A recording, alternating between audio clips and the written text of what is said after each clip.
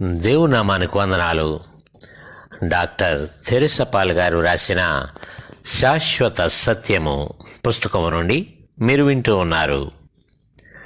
యేసు ప్రభుని బోధలు. హృదయమందు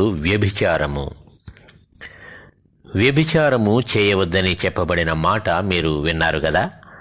నేను మీతో చెప్పినదేమనగా, ఒక స్త్రీని మోహపు చూపుతో చూచు ప్రతివాడు అప్పుడే తన హృదయమందు ఆమెతో వ్యభిచారము చేసిన వాడగును. నీ కుడి కన్ను నిన్ను అభ్యంతరపరచిన ఎడల దాని పెరికి నీ యొద్ద నుండి పారవేయము. నీ దేహమంతయు నరకములో పడవేయబడకుండా నీ అవయవములలో ఒకటి నశించుట నీకు ప్రయోజనకరము గదా.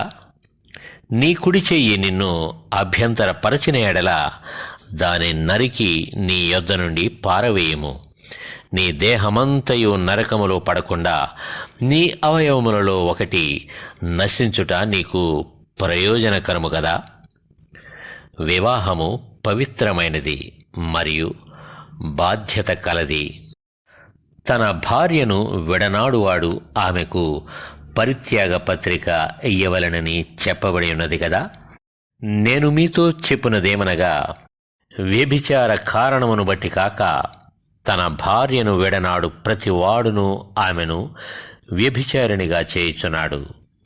విడనాడబడిన దానిని పెండ్లాడువాడు వ్యభిచరించుచున్నాడు.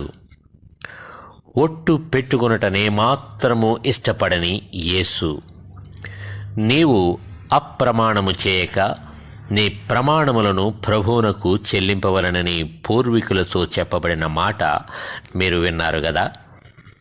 నేను మీతో చెప్పునదేమనగా, ఎంత మాత్రము ఒట్టు పెట్టుకొనవద్దు, ఆకాశము తోడనవద్దు, అది దేవుని సింహాసనము. భూమి తోడనవద్దు, అది ఆయన పాదపీఠము. యెరూషలేము తోడనవద్దు, అది మహారాజు పట్టణము. నీ తల తోడని ఒట్టు పెట్టుకొనవద్దు. నీవు ఒక వెంట్రుకనైనను తెలుపుగా గాని నలుపుగా గాని చేయలేవు.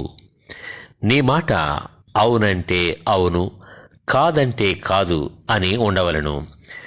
వీటికి మించునది దుష్టుని నుండి పుట్టునది.